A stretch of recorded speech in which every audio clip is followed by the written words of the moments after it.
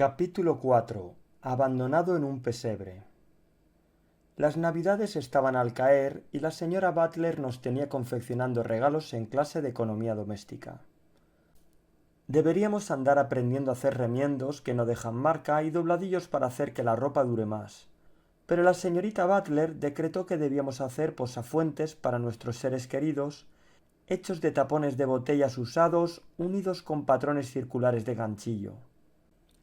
Ina Rae era mi compañera de ganchillo y era especialmente torpe con el gancho y con el ganchillo. Su posafuentes se apelotonaba en el centro como si fuese la quipa de un judío. De hecho, la llevaba puesta en la cabeza hasta que la señorita Butler le dijo que se la quitase. Yo no me imaginaba dándole a la abuela un posafuentes hecho con tapones de botella unidos mediante ganchillo, así que le di a Ina Rae el mío para su madre. No había pensado en darle nada a la abuela. Tenía la impresión de que la abuela y las navidades no combinaban bien. Aunque tenía suerte de tener a Ina Rae. Carlin Lovejoy aún hacía como que yo no existía, y era la que marcaba la pauta al resto de las chicas. Yo no había hecho grandes progresos en todas aquellas semanas. Ina Rae había escuchado a Gertrude Messerschmitt decirle a Mona Beach que yo no era tan prepotente como pensaban que era. Pero esos fueron todos mis avances. Si había algún punto a mi favor, es que yo no iba tan bien vestida como temían. Tenía dos faldas de lana. Una había sido de madre, y la otra perteneció mayormente a las polillas. Con mis 3 jerseys podía apañarme para toda la semana, pero los zapatos me apretaban y mi abrigo de invierno era una desgracia. Carlin tenía 5 conjuntos diferentes de la cabeza a los pies para cada día de la semana. Siempre vestía medias de seda los viernes, aunque algunos de sus zapatos habrían sido de su madre. Su jersey con cordón ajustado en el escote y pompones era muy admirado. Aunque como decía Carlin de forma despreocupada, no tenía mucho sentido ir arreglada considerando los chicos que había en nuestro colegio. Pero ahora se acercaba el invierno, y con él el programa escolar de Navidad. Así que todos teníamos que aunar esfuerzos. El alumnado al completo tenía que estar en el coro, aunque la mitad de nosotros no habría sido capaz de llevar una canción ni aunque tuviera asas. Cuando la señorita Butler nos hizo ensayar Angels We Have Heard on High, sonábamos como estorninos en un árbol. Tenía que haber una escena de un Belén y nos asignó roles. José, los Reyes Magos y algunos pastores casi agotaba el suministro de chicos. Nadie quería a Oggy Fluke sobre el escenario. Su pelo estaba saliendo de nuevo, pero parecía una gallina desplumada. Los papeles para las chicas eran de Madre del Niño Jesús y una hueste de ángeles celestiales. La idea de que un ángel pudiese ser chico nunca se le pasó por la cabeza a la señorita Butler. El colegio se conmocionó con la noticia de que yo iba a hacer de la Madre del Niño Jesús. Yo misma estaba sorprendida. Alguien escuchó afirmar: ¿pero en qué está pensando la señorita Butler? ¿Una tía de Chicago haciendo de Virgen María? ¿Dónde se ha visto eso? Era Carlin. Dado que teníamos que elaborar nuestros propios disfraces, pensé que podría arreglármelas con unas sábanas. El programa era lo más parecido a unas navidades que muchos iban a tener. La gente estaba más escasa de dinero ese año. Los dos temas que estaban en la cabeza de todo el mundo allí, a finales de 1937, eran algo que comer y el dinero. No es que yo pasase hambre alguna vez en casa de la abuela, pero había hambre a mi alrededor, y con la abuela el dinero seguía siendo un misterio. Un día, a primeros de diciembre, regresaba yo a casa del colegio recogiendo nieve con las puntas abiertas de mis zapatos. Extrañamente la abuela no estaba en casa.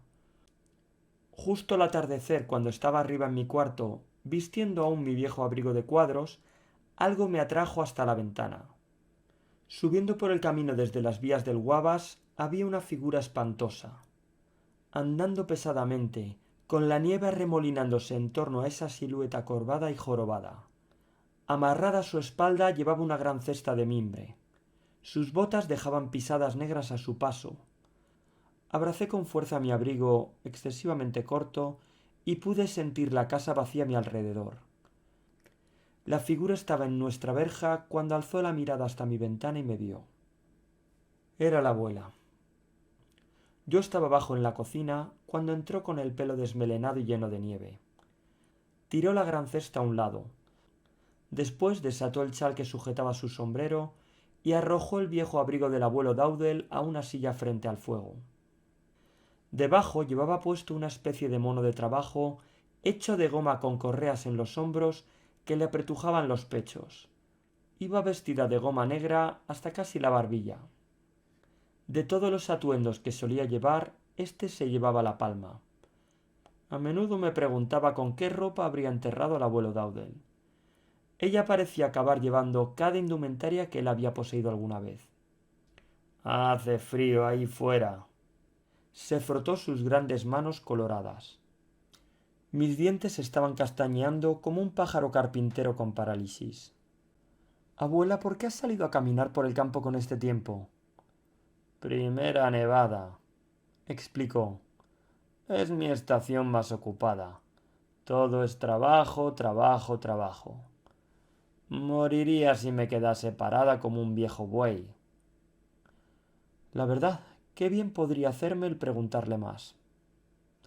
Curiosé en la cesta alta de mimbre. Estaba llena hasta la mitad de cáscaras, cáscaras de nuez. La verdad es que no me decían nada. Omitiré la escena de la abuela luchando por quitarse toda esa goma junto al calor de la estufa. Era como si mudase de piel. Debajo llevaba 2 vestidos de andar por casa arrugados y una rebeca. Con un rápido vistazo pude ver que debajo llevaba uno de esos calzoncillos largos que cubren todo el cuerpo. Del abuelo, claro. Una vez en la mesa a la cena, le mencioné que la señorita Butler había elegido los papeles para el programa de Navidad. Le confié que yo iba a ser la madre del niño Jesús. ¿Aún hacen belenes vivientes? Dijo la abuela. Nosotros hacíamos eso cuando yo era una chica de campo en un colegio de una sola habitación. ¿Qué papel te daban? José, respondió. Y una vez fui un camello. Siempre era la más grande. Después de secar los platos, abrí mi cuaderno de tareas. Aquí también había deberes, desafortunadamente. Y hay que ver la de tareas que ponía la señorita Butler. Y el señor Herkimer no se quedaba atrás. La abuela se sentaba al otro lado de la mesa, dando una cabezadita, mientras yo hacía la estructura gramatical de las frases.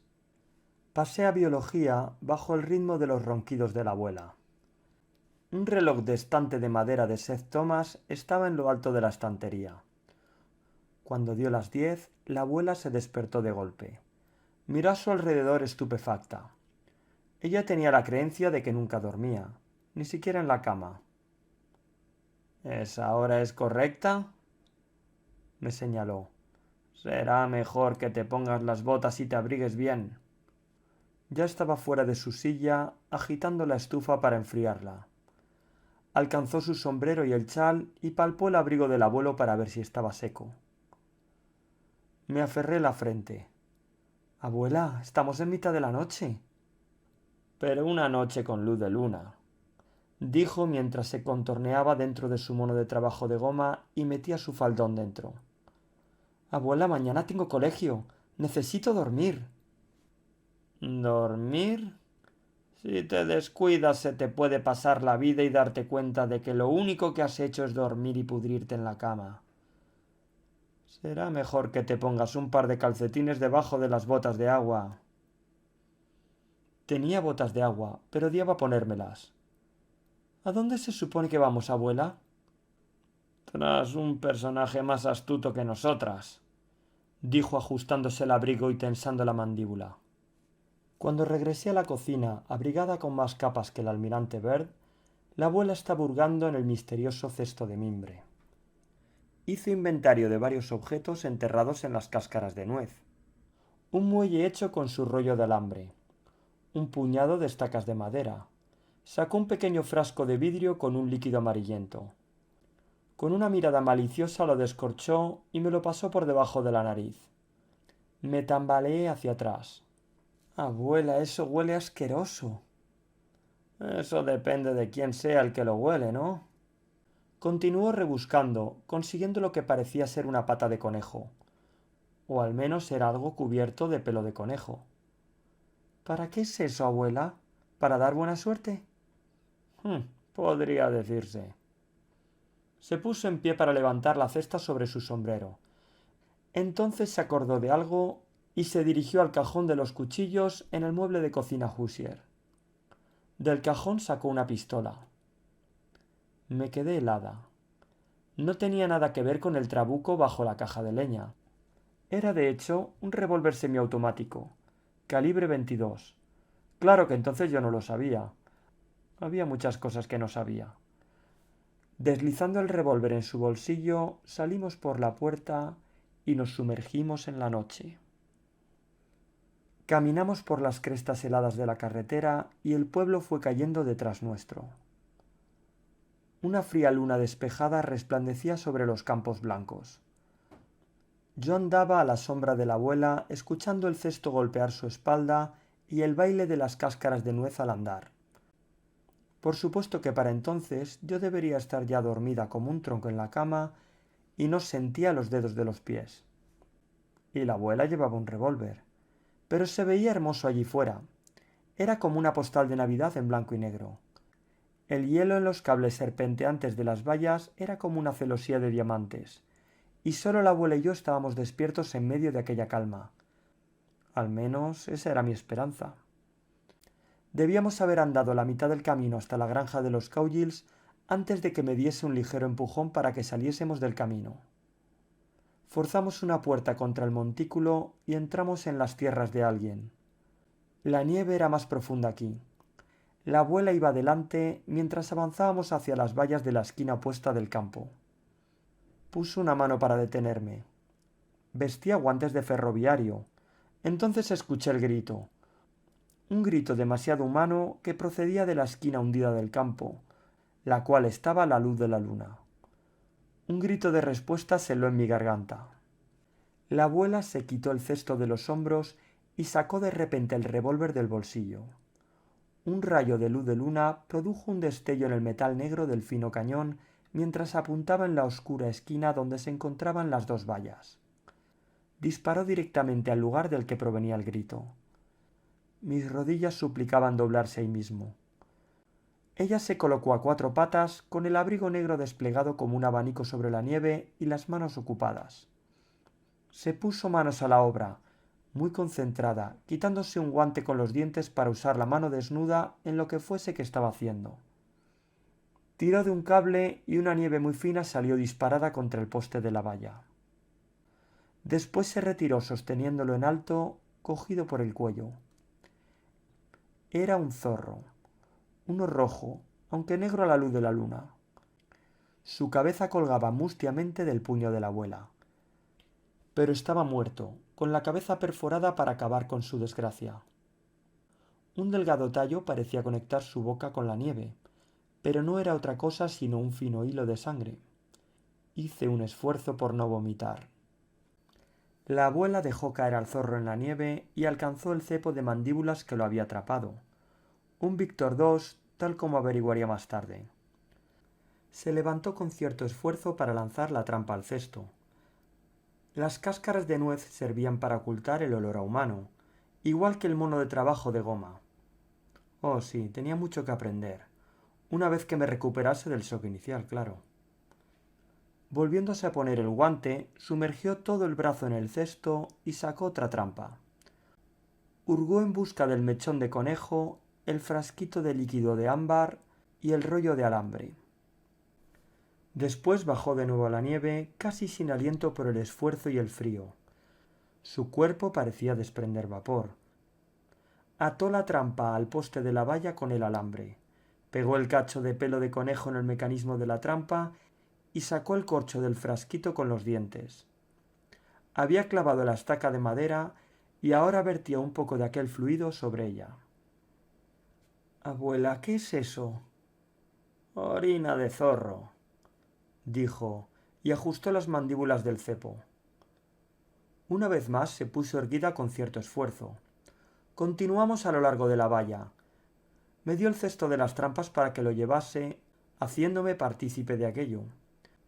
Osciló el zorro cogiéndolo de la cola.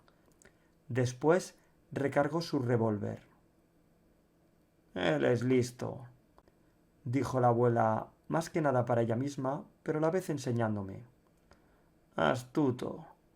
Puede olerme, pero yo no puedo olerle a él. Pero hay algo de zorro en mí, y sé cómo piensa. Le gustan las líneas de las vallas, y el agua estancada, y las acequias. Y necesito la nieve para seguirle el rastro. Visitamos 2 más de sus cepos. Supongo que me sentí aliviada al verlos vacíos. Después, en otro pasto, un cepo le reportó un zorro ya muerto. Aunque la abuela era de gatillo fácil, pienso que ella estaba contenta de no tener que disparar. Al menos yo lo estaba. Ató los 2 zorros juntos con un cordel de su bolsillo. Nunca iba a ningún lado sin cordel. Seguimos el rastro de unas huellas frescas hasta el borde de un drenaje de acequia congelado donde había instalado otro cepo. Cuán rápida y segura trabajaba con esas viejas manos rígidas suyas. Yo andaba helada todo el camino.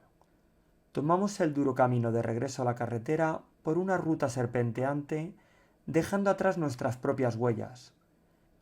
Llevábamos 4 zorros atados unos a otros. Cuando los alzó en alto, uno podía ver su destino. 4 zorros con ojos de cristal, colocados sobre los hombros de alguna dama, muy lejos de allí. Al día siguiente la abuela despellejó los zorros y clavó sus pieles a la pared de la casa de adobe. Y cuando el comerciante de abrigos de piel acudió a casa, hicieron un trato. Él lo hizo lo mejor que supo, contándole que se dedicaba principalmente al mercado de la rata almizclera y la piel de castor. Pero de nada le sirvió. A ella se le daban mejor los zorros y regatear. Vendió hasta la última de aquellas pieles al precio que ella se propuso. Esto empezaba a aclarar el misterio del origen del dinero en metálico que tenía la abuela. Salí con ella muchas veces en las noches de diciembre, cuando estaba nevado. Algo me hacía apartarme de la estufa caliente. Sentía temor de escuchar el grito de un zorro atrapado en un cepo, pero igualmente los escuchaba en mi cabeza cuando estaba en casa. Así que salía con la abuela a preparar los cepos en las noches de ébano y plata. Había pequeños cambios revolviéndose en mi interior. Empezaba a darme cuenta de cómo era la abuela, lo duro que trabajaba, lo lejos que vagaba del pueblo en las noches heladas a través del suelo irregular.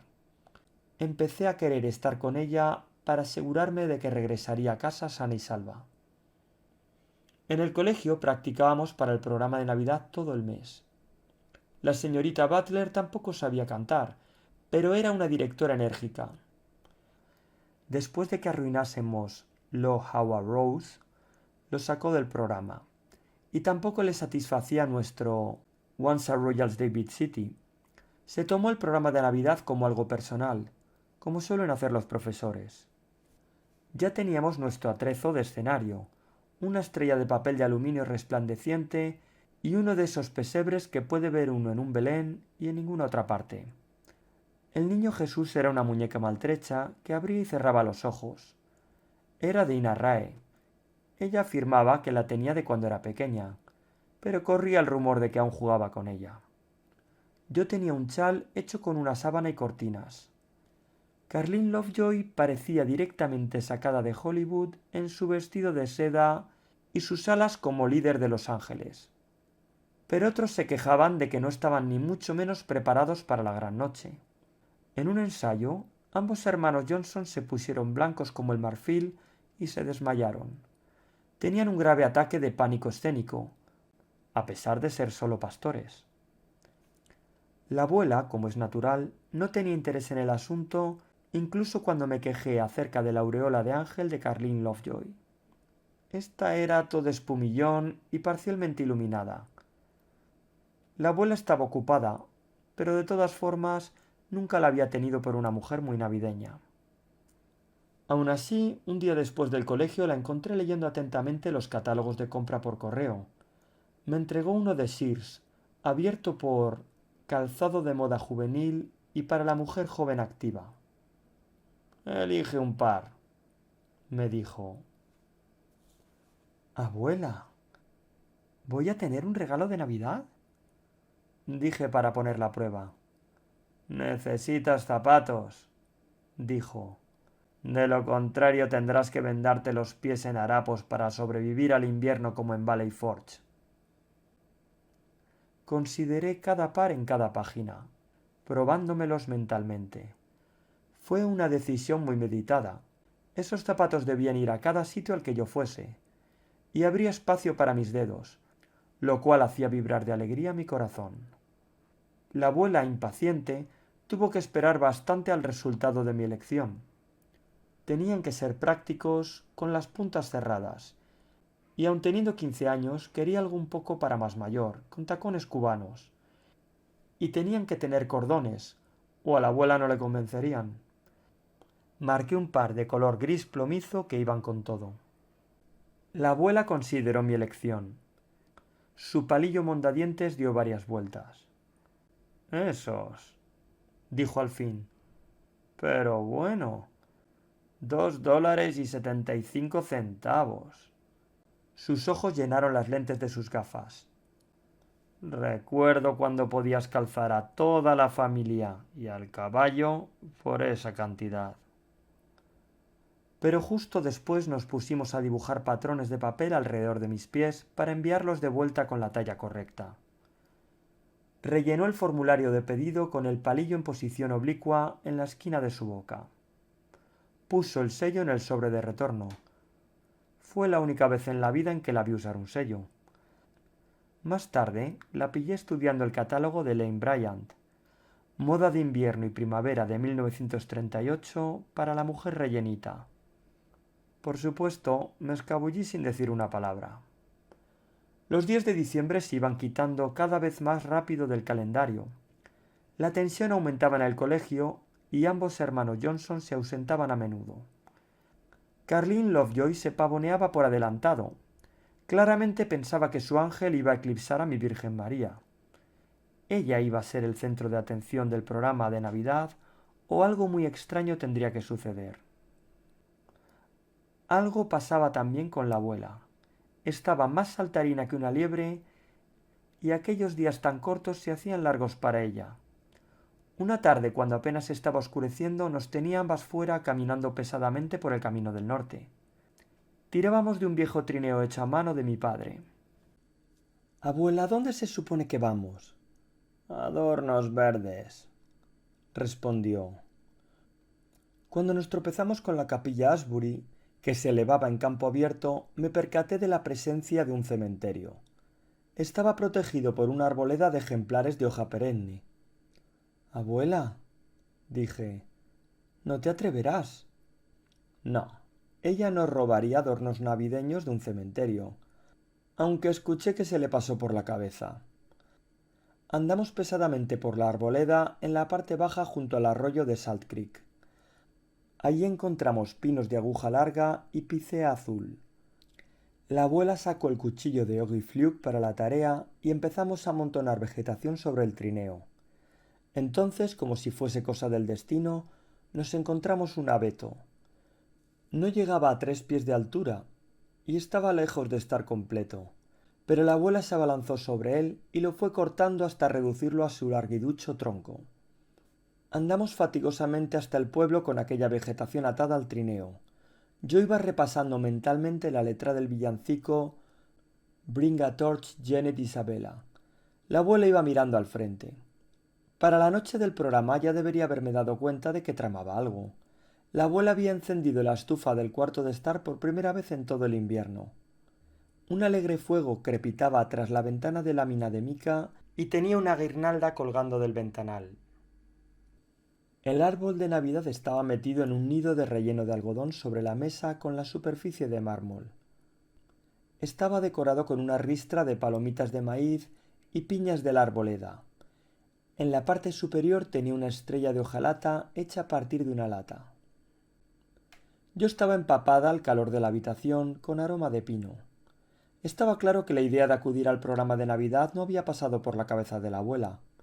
Definitivamente no estaba vestida para ello. Yo sí lo estaba, llevaba puesto mi disfraz lleno de alfileres. Y bajo mis zapatos color gris plomizo recién sacados de la caja. Y puesto sobre todo aquello, llevaba el abrigo de cuadros del año pasado. Ahora tenía los puños de piel de zorro, haciendo que las mangas fuesen de mi talla nuevamente. La abuela se giró hacia mí sorprendida. Bajó la mirada para descubrir que iba vestida con sábanas. Abuela, el programa es esta noche. Haciendo un gesto con la mano como restando importancia a su olvido, dijo: Bueno, entonces será mejor que vistas esto. Me mostró algo sacado del gran bolsillo de su delantal. Parecía como una espiral de alambre. Me lo entregó. Era una espiral de alambre. Trenzado en ella había pequeñas estrellas de hojalata hechas con latas. Habría llevado un día entero hacerlo. La abuela se mantuvo alejada con las manos juntas, con cierto entusiasmo en sus ojos. Cuida de que esas estrellas no te arranquen la cabellera. Me había fabricado mi propia aureola de ángel, de manera que Carlin Lovejoy, con todo su espumillón, no me eclipsaría. La verdad es que parecía más como una corona de espinas, pero lo arreglé con mucho cuidado. Estuve peligrosamente cerca de besar a la abuela en aquel momento, suponiendo que ella lo hubiese permitido. Poco después estaba andando a través del pueblo con las botas de lluvia para salvaguardar mis zapatos. Habíamos realizado todos los ensayos en el colegio, pero el programa tendría lugar en la iglesia de los Hermanos Unidos de Cristo, aunque Jesús había nacido en un establo, así que el sótano del colegio no parecía el lugar más correcto. La iglesia arrojaba sobre la nieve un abanico de colores tras atravesar la luz de sus vidrieras, y la gente acudía en manada amontonándose en los escalones de la entrada. En el instante en que hice mi entrada, el tren de San Luis estacionaba en la terminal de Guavas. El pueblo entero se había transformado en una pequeña aldea bajo el árbol de Navidad, con el tren eléctrico dando vueltas y las casas de cartón iluminadas y el campanario de la iglesia inundados de nieve de algodón. Si alguien cree que todos los programas de Navidad son iguales, es que no ha visto el que hicimos. La sala de túnicas donde las chicas nos preparábamos estaba llena de malos presagios. ¿Quién sabe cómo irían las cosas en el presbiterio, donde los chicos andaban cambiándose en la sala del coro con el señor Herkimer? Las chicas que solo participaban en el coro aleteaban como murciélagos vestidas con túnicas del coro de los Hermanos Unidos de Cristo. Los ángeles eran Irene Stempel, Mónica Beach, Gertrude Messerschmidt, y el ángel más pequeño era Ina Rae Gage. No había dos de ellas que tuviesen las alas iguales. Ina Rae, el más pequeño de los ángeles, tenía las alas más grandes, hechas de malla de alambre. Ella apenas podía moverse de esa habitación. Estaba como pájaro en su jaula ahí dentro. Entonces Carlin Lovejoy hizo su entrada triunfal. Se suponía que su túnica resplandeciente, cortada en bies, debería superar a la de los otros ángeles. Su aureola se cernía bien alto sobre su cabeza con un soporte fijado a la espalda. Iba maquillada como si fuera un artista de teatro de Nueva York. Se había depilado las cejas y pintado unas nuevas. Sus mejillas eran demasiado rosadas para ser naturales, sus labios pintados de rojo en un perfecto arco de Cupido con uñas a juego. Era rubia natural, y eso era lo único natural que llevaba. La señora Butler entró lentamente en la habitación, y Carlin a punto estuvo de deslumbrarla.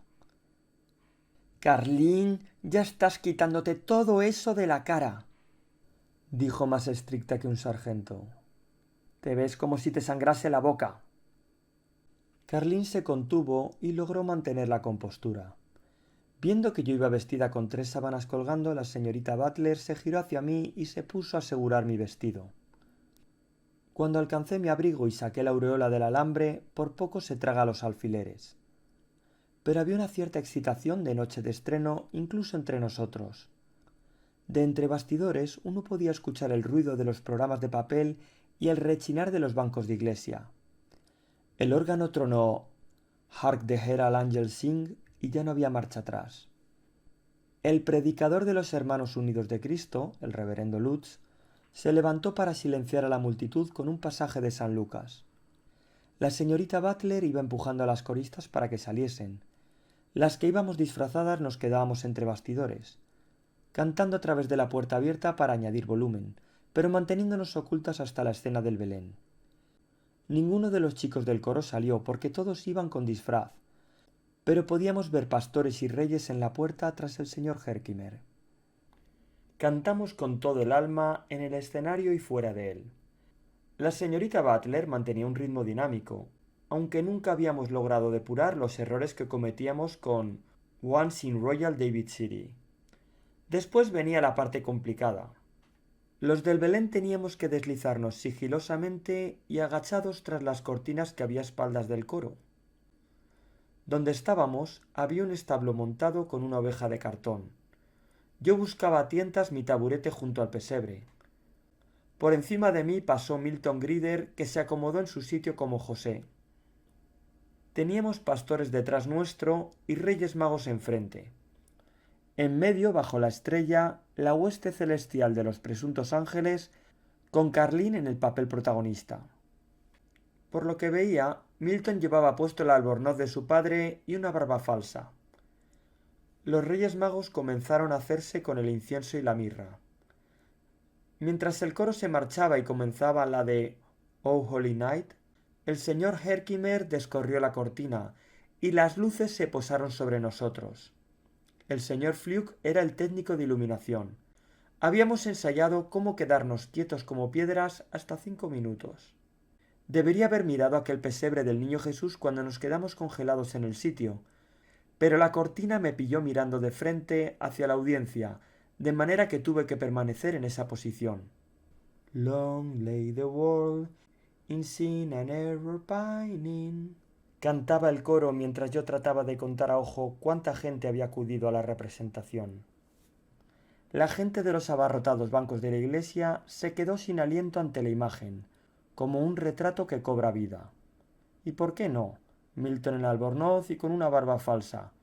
Carlín era como Sally Rand pero sin fans. Ina Rae como si estuviese a punto de salir disparada de allí. Y yo, con un alambre en la cabeza y 3 sábanas mostrando mis tacones cubanos. Mientras miraba sin pestañear a las puertas de la iglesia, ésta se abrió. La abuela entró. Tenía que ser ella. Ocupaba toda la puerta. Un hombre alto iba con ella. La vi hacer correrse a la gente en su banco para sentarse. El banco tronó como un tiroteo bajo ella. Cuando el coro llegó a la parte de What Child Is This?, la estrella brilló y lanzó un rayo de luz a la muñeca de Ina Rae. Este debía ser el momento cumbre. Y lo fue. El instante en que la luz brilló sobre el pesebre, el niño Jesús hizo retumbar la sala con su llanto.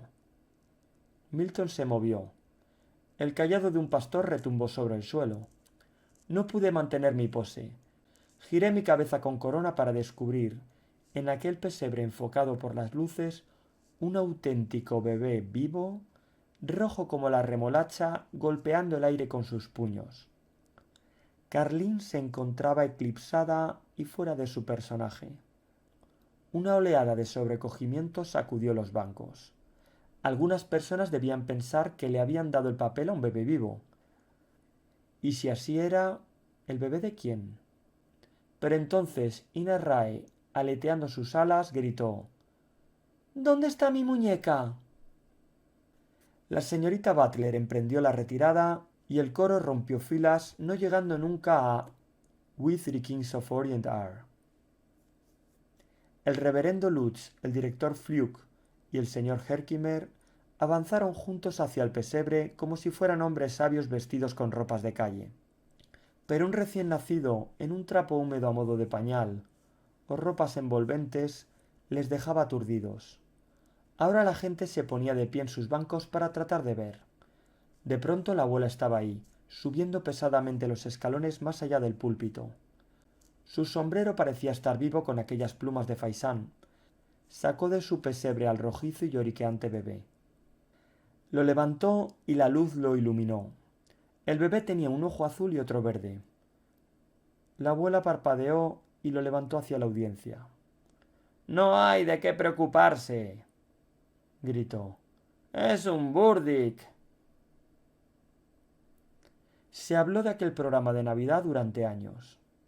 En cierto modo, era la mejor que habían tenido nunca, aunque la señora Butler nunca se sobrepuso del todo. Por supuesto que aquel bebé era otra razón por la que Mildred Burdick nunca había vuelto tras mi primer día de colegio en septiembre. En cuanto a cuándo y cómo pudieron los Burdick meter clandestinamente un bebé no deseado en el pesebre, no teníamos ni idea. Y el por qué pensaron que el pueblo entero no sería capaz de reconocer otro Burdick cuando lo viese, nadie sabría explicarlo. La abuela señalaba el hecho de que los Burdick llegaban al mundo desprovistos de cerebro. El parecer de la gente era que el orfanato de la Unión de Hermanos de Cristo podría encontrar al bebé un hogar mejor. La noche se extendía en ruinas sobre la paja del establo a nuestros pies, pero sucedió otro milagro. Alcé la vista hasta el hombre alto tras la abuela y descubrí que era Joey. Más alto y más esbelto y más guapo.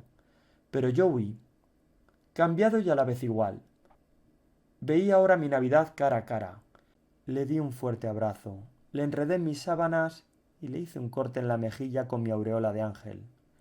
Era Joey, recién llegado del este en el tren de la tarde. La abuela le había mandado el pasaje. Ahí es donde fue la mayor parte del dinero de los zorros. Para eso era. Tenía que darme la vuelta rápido. Tenía un nudo en la garganta y eso significaría lágrimas en mi cara, y no quería que Joey las viese. Entonces, con un ajetreo de alas, dos ángeles aterrizaron a ambos lados. La torpe y desgarbada era Gertrude Messerschmitt. La retaco y regordeta era Irene Stemple. ¿Es ese tu hermano, Mary Ellis? Quiso saber Gertrude, de pronto mi nueva mejor amiga. Oh, Mary Ellis, cariño, es igualito que Tyrone Power, exhaló Irene, soltando plumas al hablar.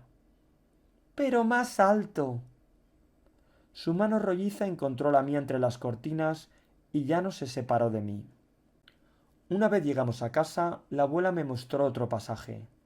Era un billete de ida y vuelta a Chicago para mí, para que pudiese ir con Joey a pasar parte de las Navidades con madre y papá. Le debía haber costado a la abuela su última piel de zorro. Aunque primero celebraríamos la Navidad aquí, alrededor del árbol larguiducho, en el calor del cuarto de estar. Tan solo nosotros tres, como en las visitas de nuestros veranos, la abuela, Joey y yo. Pero lo que mejor recuerdo de aquella tarde es a los tres volviendo a casa desde la iglesia. Todavía puedo vernos, paseando por las aceras con los brazos alrededor de la abuela para evitar que patinase, ya que decía que era como un cerdo sobre el hielo. Y cada estrella sobre nosotros era una estrella de Navidad. Fin del capítulo 4.